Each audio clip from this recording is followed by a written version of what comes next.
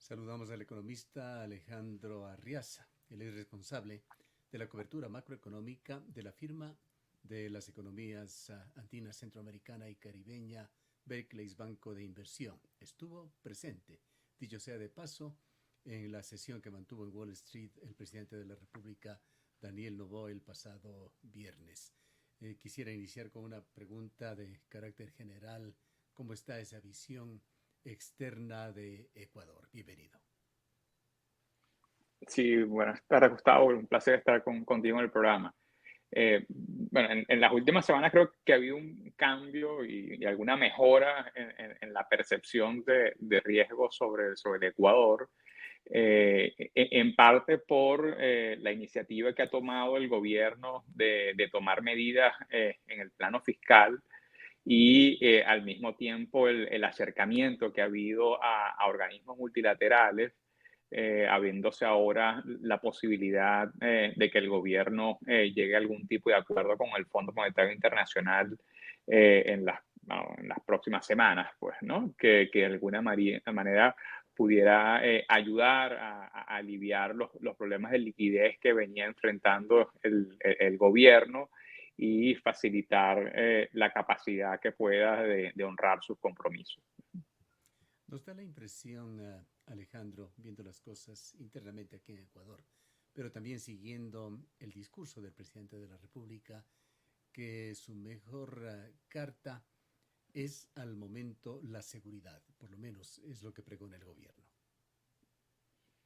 Sí, bueno, si se quiere, la escalada de la crisis de seguridad que se dio a principios de año se ha convertido de alguna manera en una oportunidad para el gobierno, pues, ¿no? En el sentido de que ha robustecido el capital político de la administración, la reacción que inicialmente tuvo el presidente con la declaración de estado de conflicto interno ha sido bien recibido por la mayoría de la población y eso ha fortalecido el nivel de apoyo político del presidente, pues, ¿no? Y eso en parte le ha ayudado a avanzar en algunas de estas medidas que se han tomado en el plano económico y al mismo tiempo le ha conseguido apoyos internacionales, particularmente de Estados Unidos, que ha estado activamente involucrado en tratar de contener y apoyar los esfuerzos del gobierno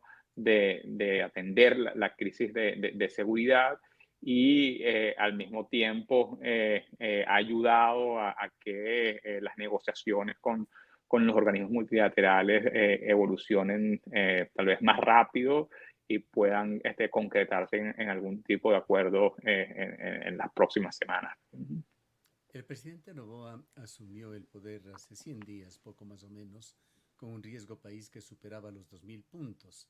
¿Cuál es el riesgo país? ¿Cuál es la cifra que Barclays maneja? Sí, bueno, eso ha caído alrededor de 800 puntos desde ese momento, entonces todavía se mantiene en niveles bastante altos y o sea, para darte una idea, o sea, si Ecuador tuviese que emitir un bono actualmente en los mercados internacionales, tendría que usar una tasa que sea superior al 16%. Pues, ¿no? O sea, en la práctica eso implica que el país no tiene acceso a los mercados financieros internacionales a pesar de que ha habido esa mejora, pues, ¿no? Entonces, en esas circunstancias, la única alternativa o la principal opción que le queda al gobierno es justamente buscar apoyo en organismos internacionales como el Fondo Monetario Internacional, el Banco Mundial, el Banco Interamericano de Desarrollo, que son las instituciones que en estas circunstancias le pueden facilitar recursos, ¿no? Sin embargo, el gobierno todavía tiene una oportunidad hacia adelante. O sea, si efectivamente este acuerdo que estaría llegando próximamente con el Fondo Monetario se concreta y se avanza en el proceso de ajustes que este acuerdo implicaría, eso pudiese abrir la posibilidad a que los niveles de riesgo país sigan cayendo en los próximos meses, pues, ¿no? Y que se abra en algún punto el acceso a financiamiento. Pues yo creo que a corto plazo, digamos, este año y el que viene, la principal opción seguirá siendo los organismos multilaterales.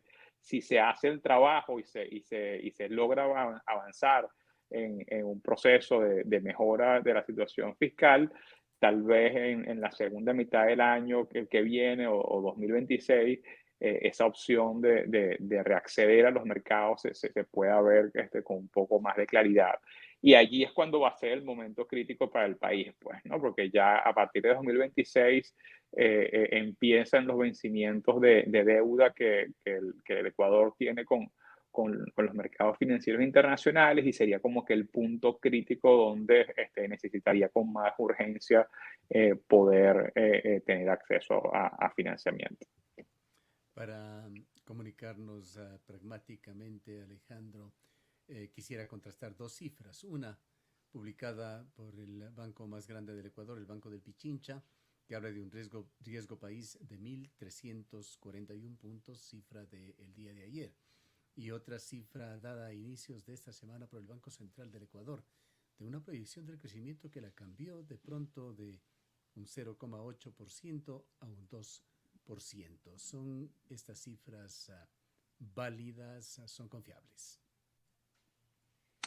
Sí, en cuanto a las perspectivas de crecimiento, es difícil ser muy optimistas a corto plazo, pues, ¿no? O sea, el crecimiento del año pasado no fue malo. O sea, la economía creció alrededor del 2,5%, aunque todavía no tenemos la cifra de cierre del año. Crecer 2% este año pareciera difícil, tal vez es un poco optimista. Pero a este punto, más de que tener una discusión sobre cuánto pueda crecer la economía en 2024, se trata más de cómo construir un proceso que permita un crecimiento sostenido a mediano y largo plazo, pues, ¿no?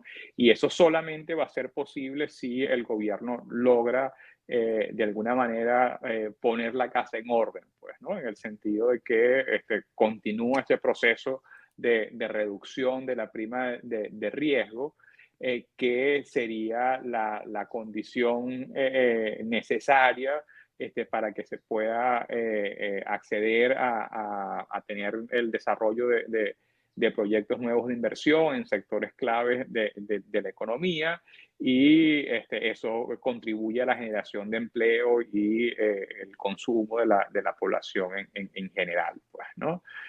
Si ese proceso no se da, sería muy difícil que la economía crezca. El gobierno no tiene recursos como para soportar o mantener una economía creciente.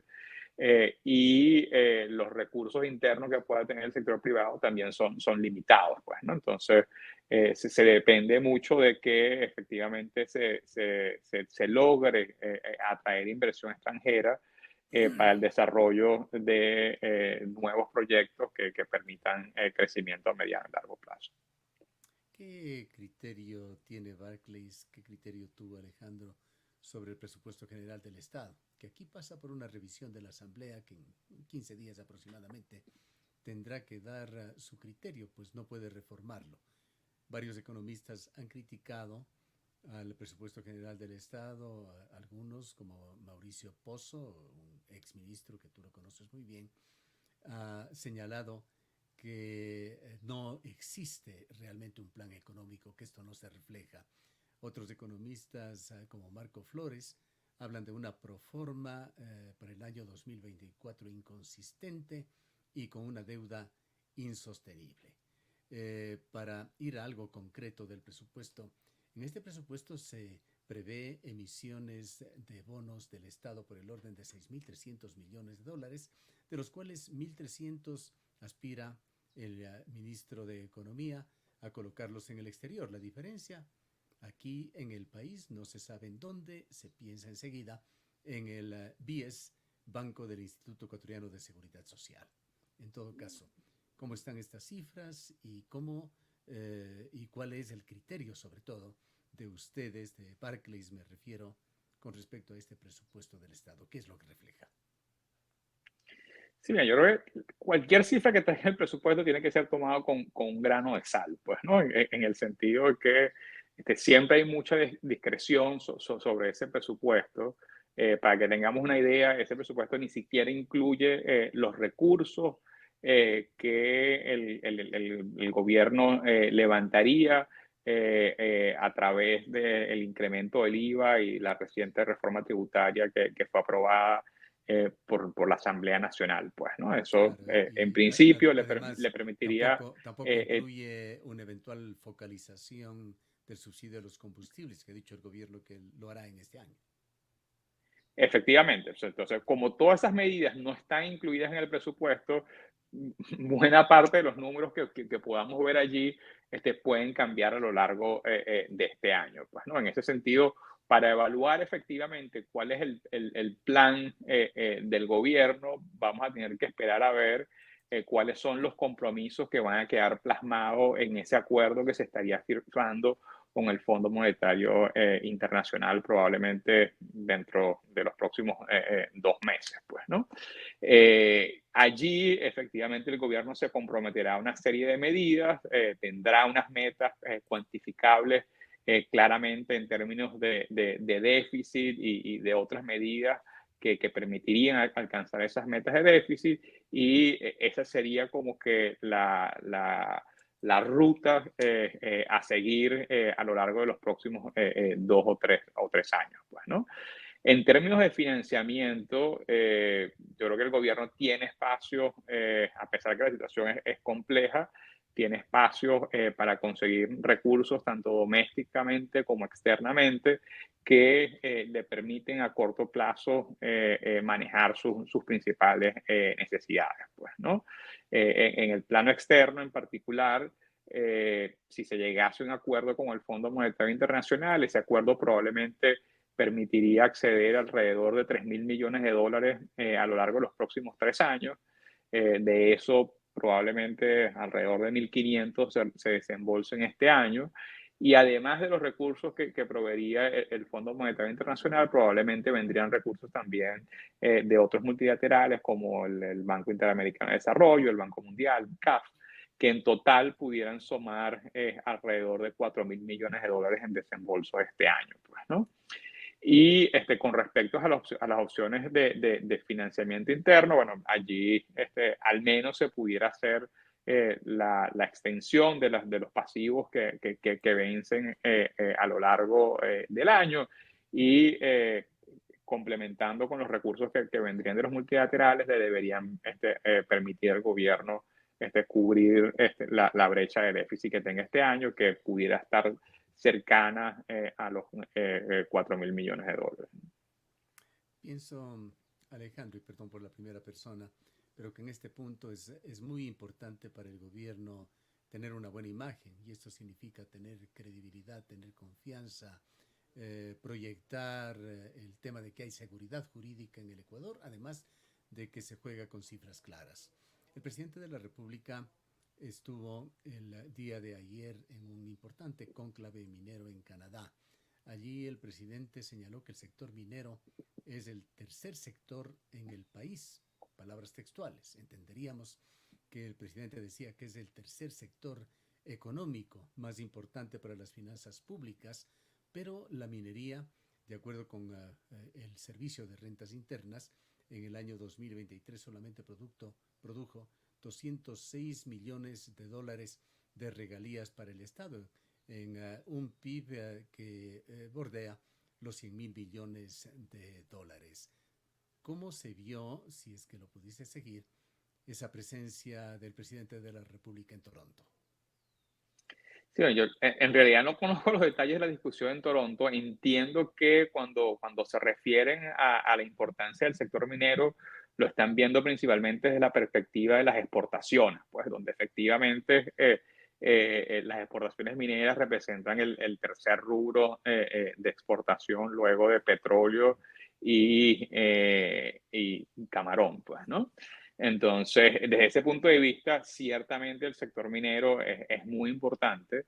Desde el punto de vista fiscal, el peso es un poco menor, pero aún así, o sea, si vemos sobre la posibilidad de que el país tenga algún tipo de crecimiento a lo largo de los próximos años, el sector minero ciertamente pudiera ser una gran palanca de desarrollo y crecimiento para el país. Pues, ¿no? Si ves vecinos como Perú, por ejemplo, han sostenido su modelo de crecimiento justamente apalancándose en recursos, en los recursos naturales con que cuentan, y eso ha facilitado la generación de empleo y el crecimiento de otros sectores que están conexos a la minería, como pudiese ser la construcción o los servicios que se le prestan tanto a estas empresas como a la población que trabaja en ellas, pues, ¿no? O sea, si vemos, por ejemplo, datos recientes, proyectos como Fruta del Norte o Mirador, que prácticamente no existían hace 5 o 6 años, hoy día exportan más de 2.000 millones de dólares, pues, ¿no? Si proyectos como estos nuevos se pudiesen materializar, ciertamente la perspectiva de mediano plazo pudiera ser eh, mucho mejor de lo que ha sido hasta ahora. Pero estas son iniciativas que toman tiempo, pues, ¿no? O sea, que entiendo que dentro de los acuerdos que firmó el gobierno en Toronto el día de ayer, se hablaba de inversiones que podrían rondar los 4.800 millones de dólares, pues, ¿no? Eso, asumiendo que esas cifras sean efectivamente así, pueden tomar al menos 4 o 5 años en ser ejecutadas, y luego de eso sería que efectivamente eso se pudiese traducir en exportaciones y producción nueva, ¿no?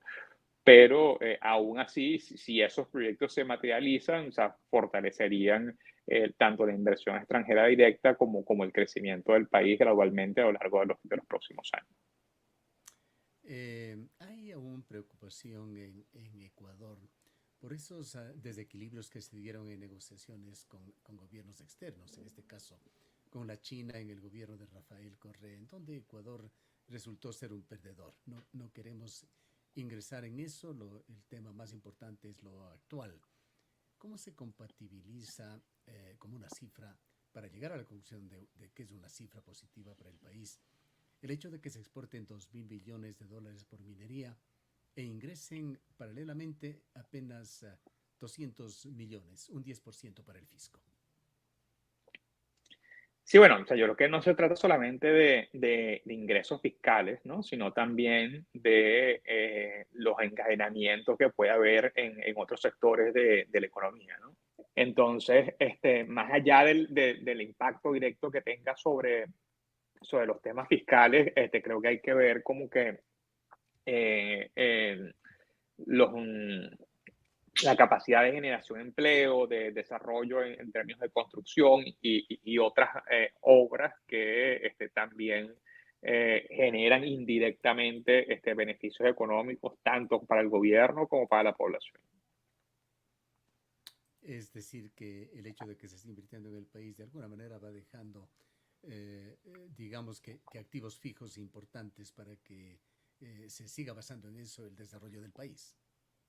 Bueno, no se trata solamente de activos fijos, pues, ¿no? Sino también empleo y actividades que se encadenan o se desarrollan alrededor de estos proyectos, ¿no? Por ponerte un ejemplo, pues, así, si hay una serie de trabajadores trabajando en una mina, esos trabajadores demandan alimentos, pues, ¿no? Entonces habrá empresas y personas que trabajarán en la producción de alimentos que eh, eh, eh, serán destinados para los trabajadores de la mina, pues, ¿no? Y eso indirectamente implica un beneficio que no necesariamente son beneficios fiscales, pero que sí favorecen a los sectores que puedan estar alrededor de un desarrollo como este, pues, ¿no? Igual, si tienes un pozo petrolero y necesitas desarrollar las bases para la construcción del pozo, eso implica que personas del sector construcción probablemente tendrán que trabajar en el desarrollo de esa infraestructura, pues, ¿no? Y eso no son impuestos, no son recursos que el gobierno recibe directamente, pero son sí beneficios indirectos que recaen sobre el resto de la población y otros sectores. Rondando siempre el tema de credibilidad, de confianza que genere la palabra del presidente de Ecuador. Ha dicho Noboa que en aproximadamente 2 meses, ha abierto la expectativa, vendrá ya un acuerdo con el Fondo Monetario Internacional. ¿De cuánto puede ser esto? Un lado, porque podría ser un monto de unos 3.000 millones de dólares, pero ¿tiene Ecuador un cupo de esta cifra, 3.000 millones? Entendemos que en el mejor de los casos, para cumplir con las condiciones del Fondo Monetario Internacional, Ecuador podría calificar apenas para unos 1.300 millones de dólares. ¿Qué expectativas se puede tener? Sí, bueno, efectivamente el cupo que tendría el Ecuador está un poco limitado porque ya ha recibido bastante apoyo de los multilaterales a lo largo de los últimos años. Pues, ¿no? Eso limita un poco el financiamiento adicional que se pudiese conseguir, pero también es importante considerar que a lo largo de los próximos 3 años, o sea, 2025, 24, 25 y 26, los vencimientos de deuda que tiene el Ecuador con el Fondo Monetario en total rondean casi los 3.000 millones de dólares, pues, ¿no? O sea, que pudieses acceder a un paquete más o menos de ese tamaño sin que el fondo tenga que aumentar su exposición al Ecuador. Pues no sé, pensaría que un programa alrededor de ese tamaño es factible. Existe la posibilidad de que pudiese ser un poco más, sobre todo considerando el apoyo geopolítico que ha estado recibiendo el gobierno, pero pareciera un poco más complicado pasar de 3 o sea, 4.000 millones de dólares. Pues, pero sí, yo pensaría que al menos 3.000 millones de dólares es algo que es factible. ¿Cómo podría redondear su presupuesto Ecuador? El agujero fiscal es grande. El déficit en el presupuesto del 2024 bordea los 4.500 millones de dólares, pero haciendo una suma de este déficit, de el arrastre de deudas que tiene el gobierno ecuatoriano, tanto internamente como externamente, el servicio a la deuda externa, lleva a economistas ecuatorianos a redondear una cifra de entre 10.000 a 15.000 millones de dólares que requiere Ecuador como ingresos de algún lado para este 2024. Sí, bueno, incluyendo los vencimientos de deuda, sí, podríamos estar rondando alrededor de los 9.000, 10.000 millones de dólares. Y bueno, y allí está un poco las opciones que te comentaba anteriormente. Pues yo pensaría que alrededor de 4.000 millones de dólares pudiesen venir de organismos multilaterales, un monto ser similar o un poco más grande pudiese venir también del mercado interno, que allí buena parte de eso es el refinanciamiento de deuda interna, o sea, no es necesariamente un aumento de los saldos. Y también pudiese haber la posibilidad de que el gobierno entre en una renegociación de la deuda que tiene con China, pues, ¿no? Esa deuda con China representa pagos de alrededor de 2.000 millones de dólares a lo largo de los próximos 3 años, y el gobierno pudiese tener espacio para buscar sea un periodo de gracia sobre esos pagos o algún nuevo tipo de facilidad de crédito, pues, ¿no? Que también apoya un poco en el manejo de esas necesidades de financiamiento que tiene. Para finalizar, Alejandro, Barclays, Banco de Inversión, invertiría o recomendaría a sus clientes una inversión en bonos ecuatorianos actualmente, y si es que la respuesta es sí, ¿en qué condiciones? Sí, bueno, nosotros hasta ahora hemos mantenido una visión constructiva. Ciertamente, la percepción de riesgo que había a principios de año parecía un poco una sobrepenalización y creíamos que había un poco si se quiere, de espacio para manejar los compromisos, que creo que era un poco la gran preocupación del mercado, si el país iba a tener o no capacidad para mantener el pago de la deuda a lo largo de los próximos meses. Y eso ya un poco se ha corregido, pues, ¿no? Donde estamos hoy, todavía nosotros mantenemos una visión constructiva, aunque ciertamente lo que se está viendo un poco ya, digamos, el día de hoy o esta semana en los mercados es que un poco los tenedores de bonos están teniendo un poco una toma de ganancias de lo que ha sido la mejora en las valuaciones a lo largo de los últimos días, pues, ¿no? Importante saber Hacia, cuál es esa variación porcentual de los bonos ecuatorianos. ¿Perdón? ¿Cuál es la variación? ¿Cuál es el incremento que habrían tenido en estos últimos días los bonos de Ecuador, los papeles Bueno, ecuatorianos? a lo largo de este año, o sea, el Ecuador aparece como uno de los mejores desempeños a lo largo de todo mercados emergentes, pues, ¿no? O sea, ciertamente ha habido una apreciación importante de los activos y la pregunta es si esto va a ser sostenible hacia adelante o no, pues, ¿no?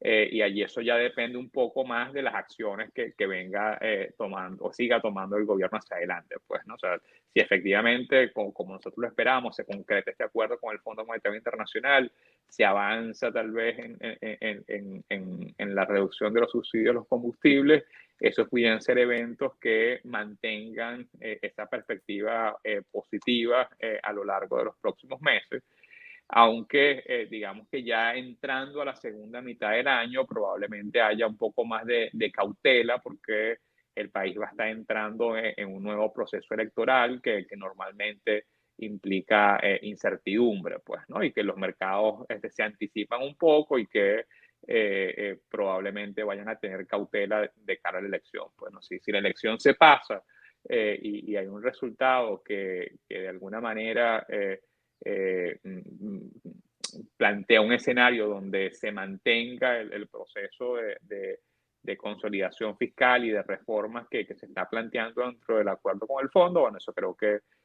podría ser bastante positivo y mantener al país en una trayectoria favorable, pues, ¿no?